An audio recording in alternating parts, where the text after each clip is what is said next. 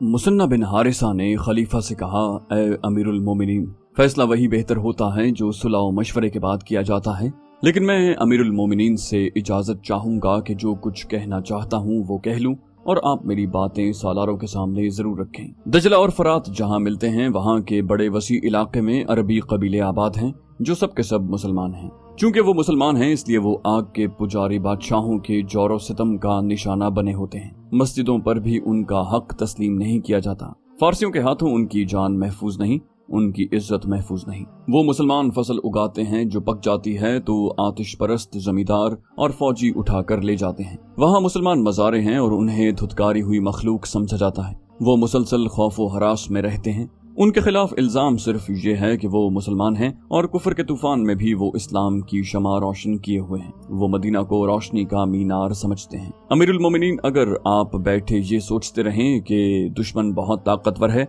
तो वो रोज बरोज ताकतवर होता जाएगा और मुसलमान मायूस होकर अपनी भलाई का कोई ऐसा तरीका सोच लेंगे जो इस्लाम के मुनाफी होगा। मेरे छापामारों ने जो कामयाबियां हासिल की हैं और आपकी फौज के लिए जो जमीन हमवार की है वो दुश्मन के हक में चली जाएगी। क्या रसूलुल्लाह सल्लल्लाहु अलैहि वसल्लम मजलूम मुसलमानों की मदद को नहीं पहुंचा करते थे? खलीफा अबू बकर रज़ियल्लाहु अन्हु ने कहा, खुदा की कसम मैं उनकी मदद को पहुंचूंगा। अपने पास बैठे हुए एक सालार से कहा, वलीद का बेटा खालिद कहाँ है? उन्हें जवाब मिला, यमामा में आपके अगले हुक्म का इंतजार कर रहा है ए अमीरुल मोमिनीन। खलीफा अबू बकर रज़ियल्लाहु अन्हु ने कहा, कोई तेज रफ्तार कासिद भेजो और उसे पैगाम भेजो कि जल्दी मदीना पहुंचे। फारिस की बादशाही से हम अल्लाह की तलवार के बगैर नहीं लड़ सकते। खलीफा मुसन्ना से मुखातिब हुए, और तुम मुसन्ना वापस जाओ और अरब कबीलों के जिस कदर आदमी इकट्ठे कर सकते हो कर लो। अब तुम्हें खुली जंग लड़नी पड़ेगी, जो तुम शबखून और छापों के अंदाज से भी लड़ सकते हो, लेकिन अपने फैसलों में तुम आजाद नहीं होगे। खालिद सालारे आला होगा, तुम उसके फैसलों के पाबंद होगे। मुसन्ना बिन हारिसा ने कहा, तस्लीम अमीरुल मोमिनीन। एक और अर्ज है, उस इलाके में जो अरब कबीले हैं वो सब के सब मुसलमान नहीं, उनमें ईसाई भी हैं और दूसरे अकीदों के लोग भी। वो सब आतिश परस्तों के खिलाफ हैं। फारिस के आतिश परस्त उनके साथ भी वही सलूक करते हैं जो मुसलमानों के साथ कर रहे हैं। अगर अल्लाह ताला ने हमें फतह अता फरमाई तो गैर मुस्लिम अरबों के साथ ऐसा ही सलूक होना चाहिए जैसा वहाँ के अरब मुसलमानों के साथ होगा। अमीरुल मोमिनीन अबू बकर रज़ियल्लाहु अन्हु ने कहा, ऐसे ही होगा। जिन्होंने इस्लाम के खिलाफ कुछ नहीं किया, इस्लाम उनकी परेशानी का बायस नहीं बनेगा। तुम आज ही रवाना हो जाओ। खालिद रज़ियल्लाहु अन्हु उस वक्त यमामा में थे। उनकी दोनों नई बीवियां लैला उम्मे तमीम और बिन्ते मुजाहा उनके साथ थीं। अमीरुल मोमिनीन का पैगाम मिलते ही खालिद बिन वलीद यमामा से रवाना हुए और मदीना पहुंच गए। खलीफा ने खालिद रज़ियल्लाहु अन्हु से पूछा, क्या मुसन्ना बिन हारिसा का नाम तुमने कभी सुना है? खालिद रज़ियल्लाहु अन्हु ने जवाब दिया, सुना है, और ये भी सुना है कि फारसियों के खिलाफ उसने जाती किस्म की जंग शुरू कर रखी है, लेकिन मुझे ये मालूम नहीं कि उसकी जाती जंग जाती मफाद के लिए है या वो इस्लाम की खातिर लड़ रहा है। अमीरुल मोमिनीन ने कहा, वो यहाँ आया था। जहाद जो उसने शुरू कर रखा है उसमें उसका कोई जाती मफाद नहीं। मैंने इसलिए तुम्हें बुलाया है कि तुमसे मशवरा कर लूं कि मुसन्ना हमसे जो मदद मांगता है वो उसे दी जाए या उस वक्त का इंतजार किया जाए जब हम फारसियों की इतनी बड़ी कुव्वत के खिलाफ लड़ने के काबिल हो जाएंगे। खालिद रज़ियल्लाहु अन्हु ने पूछा, वो किस किस्म की जंग लड़ रहा है? अमीरुल मोमिनीन ने खालिद रज़ियल्लाहु अन्हु को पूरी तफसील से बताया कि मुसन्ना शबखून की नौयत की जंग लड़ रहा है और इस वक्त तक वो कई कामयाबियां हासिल कर चुका है। खलीफा ने कहा, उसकी सबसे बड़ी कामयाबी तो ये है खालिद कि उसने ज़रतुश्तों के महकूम मुसलमानों को मुत्तहिद रखा है और उनमें ऐसा जज्बा पैदा किया है कि उन्होंने ज़रतुश्तों के जुल्म सितम में अपने सीनों में इस्लाम को जिंदा रखा हुआ है। उबला और इराक के दूसरे इलाकों में जहां मुसलमान आबाद हैं वो फारसियों के गैर इंसानी तशद्दुद का निशाना बने हुए हैं। इन हालात में अपने अकीदों को सीने से लगाए रखना बेमानी सा बन जाता है। वो मुसलमान सिर्फ इतना कह दें कि मदीना और इस्लाम से उनका कोई ताल्लुक नहीं तो उनके सारे मसाइब खत्म हो जाएंगे। ये मुसन्ना और उसके चंद एक साथियों का कमाल है कि उन्होंने इन हालात में भी वहाँ के मुसलमानों को इस्लाम से मुनहरिफ नहीं होने दिया। इसके अलावा उन्हें अपने अकीदे का इतना पक्का बना रखा है कि वो ज़रतुश्तों के खिलाफ ज़मींदोज़ कार्रवाइयों में मसरूफ रहते हैं। खालिद रज़ियल्लाहु अन्हु ने कहा, अमीरुल मोमिनीन, मुसन्ना ने कुछ किया है या नहीं? मुसलमान की हैसियत से हम पर यह फर्ज आयद होता है कि जो मुसलमान गैर मुस्लिमों के जोर सितम का निशाना बने हैं उनकी मदद को पहुंचे। खलीफा ने पूछा, क्या तुम ये मशवरा देते हो कि हमें ईरानियों से टक्कर लेनी चाहिए? खालिद रज़ियल्लाहु अन्हु ने कहा, जी हाँ अमीरुल मोमिनीन, टक्कर क्यों न ली जाए। यहाँ तो सूरत हाल कुछ और है।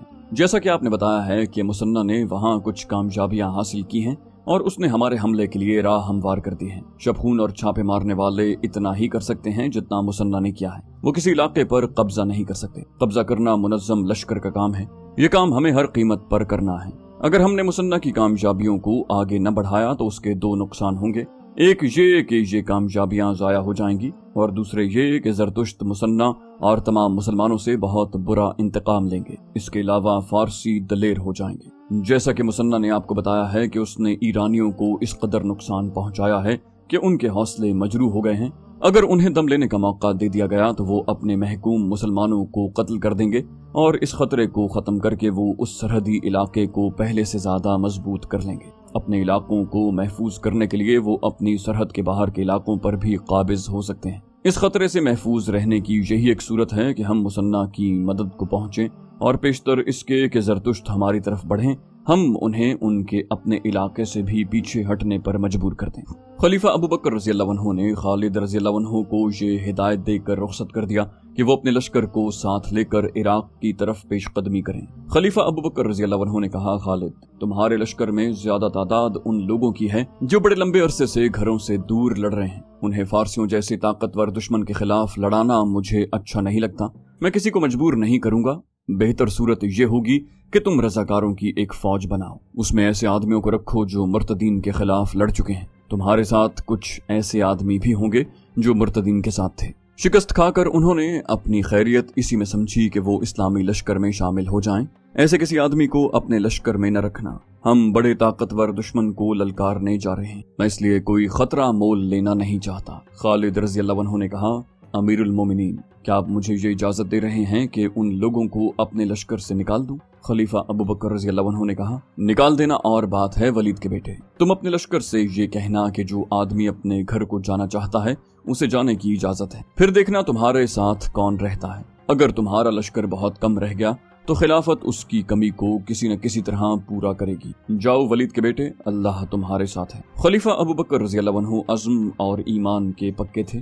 انہوں نے عراق پر حملے کا جو فیصلہ کیا تھا اس پر وہ ہر حال میں اور ہر قیمت پر پورا عمل کرنا چاہتے تھے۔ خالد رضی اللہ عنہ تو چاہتے ہی یہی تھے کہ انہیں لڑنے کا موقع ملتا رہے۔ انہوں نے خلیفہ کے ارادے کو اور زیادہ پختہ کر دیا۔ عراق کے اس علاقے میں جہاں دجلہ اور فرات ملتے ہیں مسلمانوں کی بستیاں تھیں۔ یہ مسلمان مجبوری اور مظلومیت کی زندگی گزار رہے تھے۔ اب وہاں کی صورتحال یہ ہو گئی کہ وہ پہلے کی طرح مظلوم اور مقہور رہے جیسے وہ چلتی پھرتی لاشیں ہوں، لیکن ان کے گھروں میں ایسی سرگرمی شروع ہو گئی کہ وہ چھپ چھپ کر برچیاں اور کمان بنانے لگے۔ انہیں مسنہ بن حارثہ کی طرف سے جو پیغام ملتا تھا وہ سرگوشیوں میں گھر گھر پہنچ جاتا۔ مسنہ کے چھاپہ ماروں نے عراق کی سرحد سے دور ایک دشوار گزار علاقے میں اپنا اڈا بنا رکھا تھا۔ برچیاں اور تیر کمان جو گھروں میں چوری چھپے تیار ہوتے تھے وہ رات کی تاریکی میں اس اڈے تک پہنچ جاتے۔ بستیوں سے جوان آدمی بھی غائب ہونے لگے۔ ایرانیوں کی سرحدی چوکیوں پر، ان کے فوجی قافلوں پر مسلمانوں کے شب خون پہلے سے زیادہ ہو گئے۔ یہ مسلمان درپردہ ایک فوج کی صورت میں منظم ہو رہے تھے اور اس فوج کی نفری بڑھتی جا رہی تھی۔ یمامہ میں خالد رضی اللہ عنہ کی فوج میں صورتحال اس کے الٹ ہو گئی۔ خالد رضی اللہ عنہ نے جب اپنی فوج میں جا کر یہ اعلان کیا کہ جو کوئی اپنے گھر کو واپس جانا چاہتا ہے وہ جا سکتا ہے، تو ان کے 10,000 نفری کے لشکر میں صرف 2,000 آدمی رہ گئے۔ 8,000 آدمی مدینے کو روانہ ہو گئے۔ خالد رضی اللہ عنہ نے خلیفہ کے نام پیغام لکھا جس میں انہوں نے لکھا کہ ان کے پاس صرف 2,000 کی نفری رہ گئی ہے۔ خالد رضی اللہ عنہ نے زور دے کر لکھا کہ انہیں فوری طور پر کمک کی ضرورت ہے۔ امیر المومنین ابوبکر رضی اللہ عنہ اپنی مجلس میں بیٹھے تھے۔ خالد رضی اللہ عنہ کے قاصد نے انہیں خالد رضی اللہ عنہ کا تحریری پیغام دیا۔ خلیفہ نے یہ خط بلند آواز سے پڑھنا شروع کر دیا۔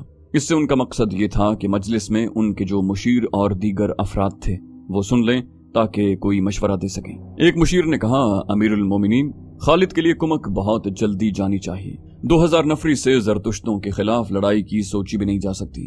امیر المومنین نے حکم دیا، قعقاع بن عمر کو بلاؤ۔ تھوڑی دیر بعد گٹھے ہوئے جسم کا ایک قداور نوجوان خلیفہ کے سامنے آن کھڑا ہوا۔ امیر المومنین نے اس نوجوان سے کہا، قعقاع، خالد کو کمک کی ضرورت ہے، تیاری کرو اور فوراً یمامہ پہنچو اور اس سے کہو کہ میں ہوں تمہاری کمک۔ ایک مشیر نے حیران ہو کر کہا، امیر المومنین، خدا کی قسم آپ مذاق نہیں کر رہے، لیکن اس سالار کو جس کی 8,000 فوج اس کا ساتھ چھوڑ گئی ہو صرف ایک آدمی کی کمک دینا مذاق لگتا ہے۔ امیر المومنین ابوبکر رضی اللہ عنہ ضرورت سے زیادہ سنجیدہ تھے۔ انہوں نے قعقاع بن عمر کو سر سے پاؤں تک دیکھا اور سکون کی آہ لے کر بولے، مجاہدین کے جس لشکر میں قعقاع جیسا جوان ہوگا وہ لشکر شکست نہیں کھائے گا۔ قعقاع رضی اللہ عنہ اسی وقت گھوڑے پر سوار ہوئے اور مدینے سے نکل گئے۔ مشہور مورخ طبری، ابن اسحاق واقدی اور سیف بن عمر نے یہ واقعہ بیان کرتے ہوئے لکھا ہے کہ اس سے پہلے بھی ایک ایسا واقعہ ہو چکا تھا۔ ایک سالار ایاز بن غنم نے محاذ سے مدینے میں قاصد بھیجا تھا کہ کمک کی ضرورت ہے۔ خلیفہ ابو بکر رضی اللہ عنہ نے صرف ایک آدمی عبد بن احف الحمیری کو کمک کے طور پر بھیجا۔ اس وقت بھی اہل مجلس نے حیرت کا اظہار کیا تھا اور امیر المومنین نے یہی جواب دیا تھا کہ جو قعقاع کو خالد رضی اللہ عنہ کے پاس بھیجنے پر دیا۔ حقیقت یہ تھی کہ خلیفہ ابو بکر رضی اللہ عنہ خالد رضی اللہ عنہ کو مایوس نہیں کرنا چاہتے تھے، لیکن مدینے میں کمک نہیں تھی۔ صرف یہی ایک محاذ نہیں تھا، اس وقت تمام کے تمام مشہور سالار مختلف محاذوں پر لڑ رہے تھے اور یہ ساری جنگ ارتداد کے خلاف لڑی جا رہی تھی۔ اسلام کے دشمن دیکھ چکے تھے کہ مسلمانوں کو میدان جنگ میں شکست دینا بڑا مہنگا سودا ہے، چنانچہ اسلام کو کمزور کر کے ختم کرنے کا انہوں نے یہ طریقہ اختیار کیا کہ کئی افراد نے نبوت کا دعویٰ کر دیا اور اپنے اپنے طریقوں سے پیروکار بنا لیے۔ متعدد ایسے قبیلے جو اسلام قبول کر چکے تھے اسلام سے منحرف ہو گئے اور اسلام سے انحراف کا یہ سلسلہ تیز ہوتا جا رہا تھا۔ ارتداد کے فتنے کے پیچھے یہودیوں کا ہاتھ تھا۔ خلیفہ ابو بکر رضی اللہ عنہ کی خلافت اسی فتنے کے خلاف برسرے پیکار رہی۔ اس فتنے کو وعظوں اور تبلیغی لیکچروں سے نہیں دبایا جا سکتا تھا، اس کے لیے مسلح جہاد کی ضرورت تھی۔ یہ جنگی پیمانے کی مہم تھی جسے سر کرنے کے لیے مدینہ فوج سے خالی ہو گیا۔ کمزور محاذوں کو کمک دینے کے لیے دوسرے محاذوں سے فوج بھیجی جاتی تھی۔ امیر المومنین نے خالد رضی اللہ عنہ کو صرف ایک آدمی دینے پر اکتفا نہ کیا، انہوں نے دو طاقتور قبیلوں مفر اور ربیعہ کے سرداروں کو پیغام بھیجے کہ خالد رضی اللہ عنہ کو زیادہ سے زیادہ آدمی دیں۔ قعقاع بن عمر جب خالد رضی اللہ عنہ کے پاس پہنچے تو خالد رضی اللہ عنہ نے اپنے خیمے میں غصے سے ٹہلتے ہوئے کہا، صرف ایک آدمی، صرف ایک آدمی! کیا میں نے امیر المومنین کو بتایا نہیں کہ میرے پاس صرف 2000 لڑنے والے رہ گئے ہیں اور خلافت مجھ سے توقع رکھتی ہے کہ میں فارس کی اس فوج سے ٹکر لوں جو زرہ میں ڈوبی ہوئی ہے؟ قعقاع رضی اللہ عنہ نے کہا، میرے سالار، میں 8000 کی کمی پوری نہیں کر سکتا، خدا کی قسم کوئی کمی رہنے بھی نہیں دوں گا۔ وقت آنے دیں، جس رسول اللہ صلی اللہ علیہ وآلہ وسلم کا کلمہ پڑھتا ہوں اس کی روح مقدس کے آگے تمہیں شرمسار نہیں ہونے دوں گا۔ خالد رضی اللہ عنہ بولے، میں یمامہ میں بیٹھا نہیں رہوں گا۔ انہوں نے ایسے کہا جیسے اپنے آپ سے بات کر رہے ہوں۔ مسنہ میرا انتظار کر رہا ہوگا، میں اسے اکیلا نہیں چھوڑوں گا۔ لیکن خالد خاموش ہو گئے۔ انہوں نے اوپر دیکھا اور سرگوشی میں کہا، خدا عز و جل، میں نے تیرے نام کی قسم کھائی ہے، اپنے نام کی خاطر میری مدد کر، مجھے ہمت اور استقلال عطا فرما کہ میں اس آگ میں کود کر اسے ٹھنڈا کر دوں جس کی زرتشت عبادت کرتے ہیں۔ میں گواہی دیتا ہوں کہ تیرے سوا عبادت کے لائق کوئی نہیں اور محمد صلی اللہ علیہ وسلم تیرے رسول ہیں۔ لیلا نے کہا، کیا تو ہمت ہار رہا ہے ولید کے بیٹے؟ کیا تو نے نہیں کہا تھا کہ اللہ کی راہ میں لڑنے والوں کی اللہ مدد کرتا ہے؟ خالد رضی اللہ عنہ نے کہا، میں ہمت نہیں ہاروں گا، میں شکست کا عادی نہیں، اللہ مدد کرے گا۔ خدا کی قسم میں جاہ و جلال کا طلبگار نہیں، مجھے فارس کے بادشاہ کا تخت نہیں چاہیے، مجھے وہ زمین چاہیے جو اللہ کی ہے اور اس پر بسنے والے اللہ اور اس کے رسول کے نام لیوا ہوں گے۔ وہ 2000 مجاہدین جو خالد رضی اللہ عنہ کے ساتھ رہ گئے تھے یمامہ کے ایک میدان میں خالد رضی اللہ عنہ کے ساتھ کھڑے تھے۔ خالد رضی اللہ عنہ گھوڑے پر سوار تھے، اپنی اس قلیل فوج سے بڑی بلند آواز سے مخاطب ہوئے، مجاہدین اسلام، اللہ تعالیٰ نے ہمیں اسلام کا نام دور دور تک پہنچانے کے لیے چنا ہے۔ وہ جنہیں اپنے گھر اور اپنے مال و عیال عزیز تھے وہ چلے گئے ہیں، ہمیں ان سے گلہ نہیں، انہوں نے خاک و خون کے راستوں پر ہمارا ساتھ دیا تھا، بڑے لمبے عرصے تک وہ ہم سفر رہے تھے، اللہ انہیں جہاد کا صلہ عطا فرمائے۔ تم نے میرا ساتھ نہیں چھوڑا، اس کا اجر میں نہیں، اللہ دے گا۔ ہم بہت ہی طاقتور دشمن پر حملہ کرنے جا رہے ہیں، مت دیکھو ہماری تعداد کتنی ہے، بدر کے میدان میں تم کتنے اور قریش کتنے تھے، احد میں بھی مسلمان تھوڑے تھے، میں اس وقت مسلمانوں کے دشمن قبیلے کا فرد تھا، تم میں بھی ایسے موجود ہیں جو قبول اسلام سے پہلے بدر کے میدان میں مسلمانوں کے خلاف لڑے تھے۔ کیا ہم نے کہا نہیں تھا کہ ان تھوڑے سے مسلمانوں کو ہم گھوڑوں کے سموں تلے کچل ڈالیں گے؟ کیا تمہیں یاد نہیں کہ ہم جو تعداد میں بہت زیادہ تھے ان کے ہاتھوں پسپا ہوئے جو تعداد میں بہت تھوڑے تھے؟ کیوں ایسا کیوں ہوا؟ اس لیے کہ مسلمان حق پر تھے اور اللہ حق پرستوں کے ساتھ ہے۔ آج تم حق پرست ہو۔ خالد رضی اللہ عنہ کے ہاتھ میں ایک کاغذ تھا، وہ انہوں نے کھول کر اپنے سامنے کیا۔ پھر کہا امیر المومنین نے ہمارے نام ایک پیغام بھیجا ہے۔ انہوں نے لکھا ہے کہ میں خالد بن ولید کو فارسیوں کے خلاف جنگ لڑنے کے لیے بھیج رہا ہوں۔ تم سب خالد کی قیادت میں اس وقت تک جنگ جاری رکھو گے جب تک تمہیں خلافت کی طرف سے حکم نہیں ملتا۔ خالد کا ساتھ نہ چھوڑنا اور دشمن کتنا ہی طاقتور کیوں نہ ہو بزدلی نہ دکھانا۔ تم ان میں سے ہو جنہوں نے اس اجازت کے باوجود کہ جو گھروں کو جانا چاہتے ہیں جا سکتے ہیں، اللہ کی تلوار کا ساتھ نہیں چھوڑا۔ تم نے اپنے لیے وہ راستہ منتخب کیا ہے جو اللہ کی راہ کہلاتا ہے۔ تصور میں لاؤ اس ثواب عظیم کو جو اللہ کی راہ پر چلنے والوں کو ملتا ہے۔ اللہ تمہارا حامی و ناصر ہو، تمہاری کمی وہی پوری کرے گا، اسی کی رضا اور خوشنودی کے طلبگار رہو۔ ایک مورخ ازدی نے اس خط کا پورا متن اپنی تاریخ میں دیا ہے۔ معلوم نہیں ابن خلدون اور ابن اسیر نے، جن کی تحریریں مستند مانی جاتی ہیں، اس خط کا ذکر کیوں نہیں کیا۔ ان 2000 مجاہدین کو کسی واس کی یا اشتعال انگیزی کی ضرورت نہیں تھی۔ یہ تو رضاکارانہ طور پر خالد رضی اللہ عنہ کے ساتھ رہ گئے تھے۔ ان میں بیشتر ایسے تھے جنہوں نے رسول کریم صلی اللہ علیہ وسلم کے دست مبارک پر بیعت کی اور اسلام قبول کیا اور آپ علیہ السلام کی قیادت میں لڑائیاں لڑیں۔ آپ علیہ السلام کے وصال کے بعد وہ یوں محسوس کرتے جیسے آپ علیہ السلام کی روح مقدس ان کی قیادت کر رہی ہو، اور رسول اللہ صلی اللہ علیہ وسلم کے ان شیدائیوں نے خالد رضی اللہ عنہ کی اجازت سے ایک کام یہ بھی کیا کہ گھوڑوں پر سوار ہو کر یمامہ کے گرد و نواح میں نکل گئے اور بستی بستی جا کر لوگوں کو گھڑ سواری کے مختلف کرتب دکھانے لگے۔ مثلا دوڑتے گھوڑوں سے اترنا اور سوار ہونا، سرپٹ دوڑتے گھوڑوں سے نشانے پر تیر چلانا، نیزہ بازی اور گھوڑوں کو دوڑاتے ہوئے تیغ زنی کے کمالات۔ وہ جوانوں کو فوج میں بھرتی ہونے پر اکساتے اور انہیں بتاتے کہ جنگ میں جا کر انہیں کیا کیا فائدے حاصل ہوں گے۔ اس کے علاوہ ان لوگوں کو یہ بھی بتاتے تھے کہ وہ فوج میں بھرتی نہ ہوئے تو ایرانی آ کر انہیں اپنا غلام بنا لیں گے، جو ان سے بیگار لے گی انہیں دیں گے بھی کچھ نہیں، اور ان کی جوان بہنوں بیویوں اور بیٹیوں کو بھی اپنے قبضے میں لے لیا کریں گے۔ اس خطے نے ایرانیوں کا دور حکومت دیکھا تھا، پھر انہوں نے جھوٹے پیغمبروں کی شعبدے بازیاں دیکھی تھیں، اور اب وہ مسلمانوں کی حکومت دیکھ رہے تھے۔ مسلمانوں نے انہیں غلام بنانے کی کوشش نہیں کی تھی۔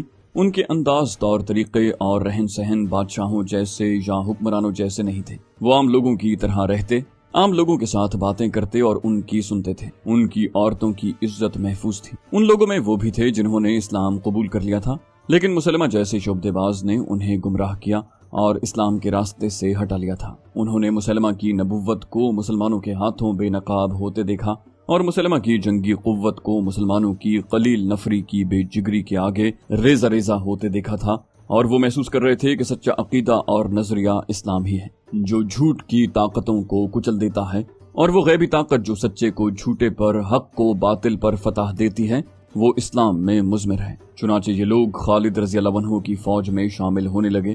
یہ خالد رضی اللہ عنہ کے مجاہدین کی کوششوں کا حاصل تھا۔ تو دوستو یہ تھی ہماری آج کی ایپیسوڈ۔ امید کرتے ہیں آپ کو ہماری ایپیسوڈ پسند آئی ہوگی۔